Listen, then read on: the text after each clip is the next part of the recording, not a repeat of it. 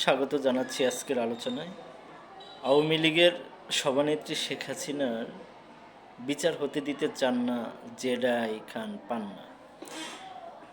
ভোটারবিহীন সরকার, নিশিরাতের সরকার, dummy নির্বাচনের মাধ্যমে যিনি সরকার গঠন করেছে সে কি অপরাধ করেনি? যিনি আয়নাঘর তৈরি করেছিল সে কি অপরাধ করেনি? ছাত্র জনতার উপর গুলি করার নির্দেশ দিয়েছে, এটা কি প্রমাণিত না? এই দেশবাসী জানে না? তাহলে তার বিচার হতে গেলে তার পক্ষে আইনজীবী কোন যুক্তি উত্থাপন করতে চান? এবং এত আইনজীবী আসে থেকে? জেডাই খান পান্না, আপনি শেষ বয়সে একজন ফ্যাসিস্ট, একজন রাষ্ট্রদ্রোহী, একজন খুনি, তার পক্ষ নিয়ে লড়বেন? এটা হয়? এটা ভাবা যায়?